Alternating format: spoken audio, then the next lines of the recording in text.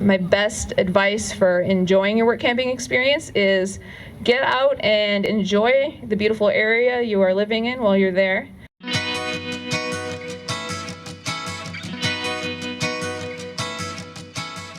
When most people think of work camping, they automatically think of camp hosting because so many, like if you're looking at a percentage-wise of it, a large percentage of work camping jobs are camp hosting jobs. And camp hosting jobs is working specifically at an RV park or a campground or a resort. And this is like the one job where RVers are hired over locals. They want people who are actually living in their RV to be working at the resort or the campground or whatever, because that way there's always somebody there, right, in case something happens. You can find camp hosting jobs almost anywhere in the U.S., like anywhere that there's a campground or an RV resort. I've got friends that do camp hosting for the Forest Service, well, for a company that covers Forest Service campgrounds, like way up in the mountains, very remote places. Lots of natural beauty, and I've got friends who try to find, they always go for the work camping jobs near cities because it can be so hard to find work camping jobs near a large city.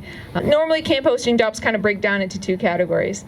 Category one, you're doing like maintenance cleaning kind of job, and if it's a couple, usually they'll have like one person doing maintenance cleaning and one person inside the office working the computer and checking people in and out, which makes this also a pretty good opportunity for couples because that way you guys can usually work both the same shift, so you're working the same hours, you have the same hours off together. Some of them will require previous experience, some of them won't. How technical the maintenance gets really depends on the job. A lot of it's just like basic cleaning up campsites, making sure electrical stuff is working fine, all of that. This is more where you see like just the job, no pay, like just getting your site covered and not giving a paycheck on top of that. But there are still camp hosting jobs out there where you get paid an actual wage on top of your site too. Duties will include, if you're working the front desk, you're going to be answering the phone, you're going to be dealing with the people a lot, you're going to be checking people in and out of their sites,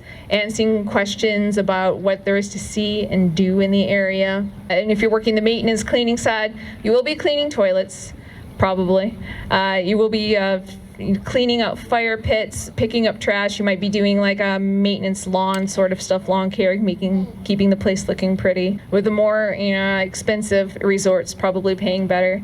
And also, if you're the one like managing a camp hosting job, it's a manager type job, you will also be making more money that way than if you're just the lower level working behind the desk kind of thing. For those of you who are like looking to make some serious cash, like you don't have any other income coming in, you're a younger person, you don't have Social Security or anything like that, it can be kind of challenging to earn a living with work camping jobs, right? Because they have a reputation for being minimum wage or low paying.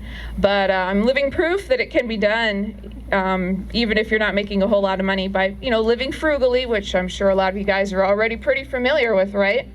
And also by just paying attention not just to the amount of money you're making per job, because that's important, but even more than that, I think what's important is knowing the cost of living for where you're going to be staying. Because, for instance, my first summer on the road, this was 2013, I was working national park jobs, and I got 3 different offers. One was for Yellowstone National Park, one was for Badlands National Park, and one was for Lake Powell, which is kind of on the border between Utah and Arizona. And Badlands was paying me the least. They were paying me absolute minimum wage, which was $7.25 an hour at the time. And financially, that actually ended up being the best option because they covered everything else. I didn't have to pay any of my paycheck for my site, my laundry was covered, my water costs were covered, food was very cheap in the area, and for those reasons that ended up being the best job. So that's something I always try to tell people who are looking for work camping jobs is if the money is important to you, you need to look not only at the wage that you're making, but also the cost of living for actually being there, and the cost in gas to get to that job, because if the job's a long ways away, you might end up filling up your tank several times getting to that job, and that needs to be factored in as well. Normally, employers like to hire workers months in advance of when the actual season starts. So right now, it's January. This is when people are hiring for the summer jobs. So if you're looking for a summer job for this coming summer, you probably want to start looking sooner rather than later. Because the earlier you start looking for jobs, the more opportunities there will be, and the better those opportunities will be, because the ones that are paid better and are in more desirable locations, those ones will go more quickly. So it definitely does pay to start searching sooner rather than later. And if you're looking for like winter season work, that'll start like over the summer. So you start looking in the winter for the summer, and you look in the summer for the winter jobs. Most employers are going to want somebody who can work the whole season. The length can vary a lot depending on the type of job. Normally they go for one season, but like down south, the season might start in, March when the weather starts getting nice and go until November. It might be a very long season. Whereas jobs farther north or jobs up in the mountains, they have shorter seasons. So when you're going around and you're looking for jobs, pay attention to those start and end dates and know kind of what your commitments are and how long you want to be working the job. And if you can't work a whole season, like if you have something going on and you can't commit to working from May to September or whatever, working the whole season, you finding a job early, where I was talking about, you find the summer jobs in the winter and the winter jobs in the summer, doesn't work quite as well. But a lot of times, people that are hired won't make it all the way through the season. They might have to leave because of some work commitment, or they might not be a good fit for the job.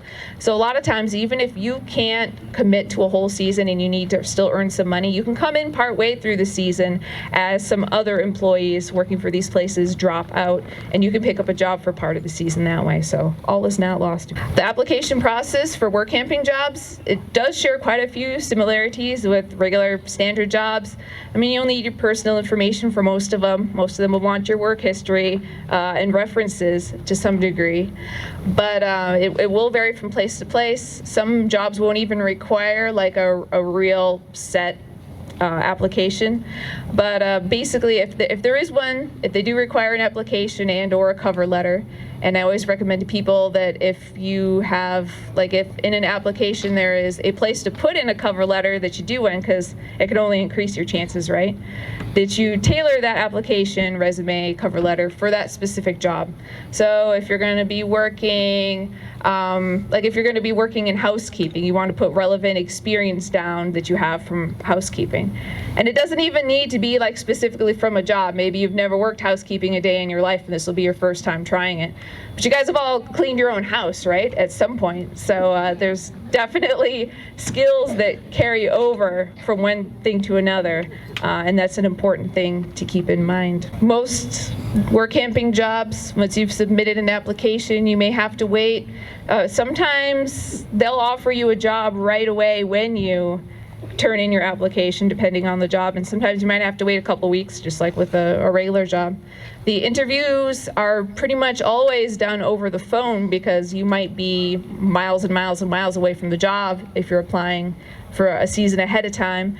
But you'll get the same kind of questions you do when working a regular job. I've generally found that interviews for work camping jobs last maybe 20 minutes. Sometimes they go a little bit longer than that, but usually 20 minutes over the phone.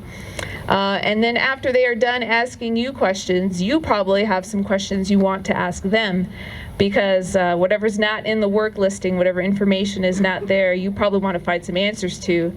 Some specific questions you might want to ask, depending on your situation, is do they allow pets if you're traveling with pets?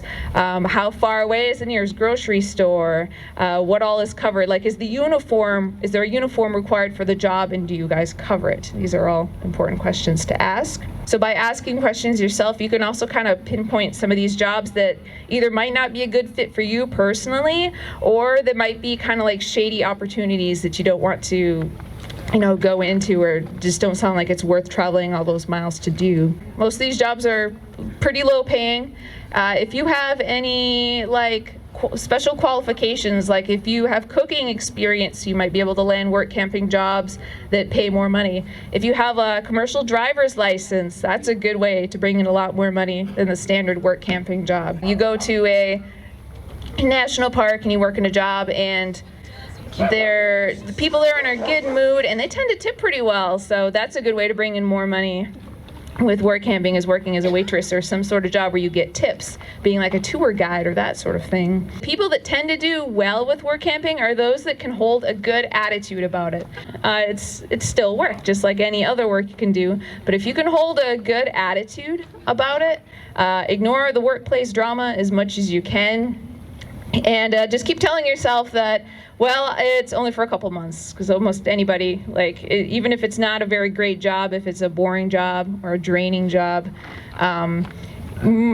it's only for a couple months. It's not a permanent thing like a previous job was. You go in, you do the work you need to do, you get paid, and then you get to travel around more, so there's nothing wrong with that, right? You go online, you can go in person, or you can go to events like the Big Tent or other like RV shows and find jobs there. Other people might choose to just, as you travel, you find, you land at a restaurant or a resort or something that you like, and you might be able to find a job just that way. I've had people who have just traveled and they stopped at a resort and they had lunch. This is in the Sierra Mountains, and they were hiring for the next year, and they said, sure, I'm interested in working, and they interviewed right then and there, got the job. I did national parks in the summer. I did Amazon in the fall, but that leaves a big gap where I didn't work during winter and spring, right? Winter and spring is traditionally the hardest time to find a work camping job, and so to cover that period of time when there isn't a lot of traditional work camping jobs available, I actually thought outside the box. There's nothing saying that as a work camper or as an RVer or a van person that you can't work a traditional temporary job, go to a temp agency and work a temporary job. The biggest problem with doing that, of course, is then you're in charge of finding your own lodging. So you need to make sure before you go look for a more, regular temporary job, if you're going to go that route, that you have done some research ahead of time to make sure that there are RV sites or, campgrounds or something in the area that you can stay in during the length of your time, and that they don't cost more than what you're able to make working the job. Home improvement stores is what I always did in the springtime, early in the year. Places like Lowe's and Home Depot, their busy season is in the spring with all the homeowners wanting to fix up or make out their property, make it look nice before summer. So those kind of places, Lowe's hired me late January, and it was a temporary job, and it went through the spring until I went to my national park job for that year. And it was pretty much it was a regular job. I mean, I filled out the application like a regular job. The only difference was, as an RVer, I was in charge of finding my own place to live, which I did. This place was in Rincon, Georgia. Yeah, it was Rincon, Georgia, and they had campgrounds around that were open all season round that had the amenities I need. So that's kind of a thing that you can do to fill in the gap during that winter time when it can be harder to find other work camping jobs. Craigslist is a place where you can go to find other non-traditional work camping jobs. I've got a friend who works almost exclusively through Craigslist. She'll go through a place, she'll land in a town, go on their Craigslist, and she'll do lawn care work or helping somebody paint fencing or stuff like that, and just those little short-term jobs. Another thing you can do to fill that gap is volunteer. And people would be like, well, Becky, why would you do a volunteer gig when you can just come out into the desert and stay out here for free? Mostly I did that when I wanted to be out east where there wasn't a whole lot of free camping options. I did Texas Parks and Wildlife. I worked for a Texas state park one winter, and I worked for the University of Florida down near Gainesville, Florida, at one of their sites down there for a winter, and that was kind of cool. If you need to earn a living to be able to travel and do what you do, you definitely will want to look for the jobs that actually pay you a wage on top of just giving you a site to live. Thanks everybody for coming today. Yay. And I do have a website, interstellarorchard.com. I've been blogging for 7 years now. I also have a YouTube channel by the same name, which is not as active because I'm much more of a writer than I am a videographer. I also have 2 books out. One of them is Solo Full-Time RVing on a Budget, which is more for people planning to get on the road. My second one is The Little Guide to Dreaming Big, which is more of a philosophical book. And I do have a new book coming out within the next month or two, Workcamping for a Living, which is going to be a lot of the same information that I just spoke about here today. So I hope you guys will look into that. Thanks you all again for coming out. I hope you learned something. Have a great day. Thank you so much, Becky. She's really good, isn't she? She knows it all and says it really well.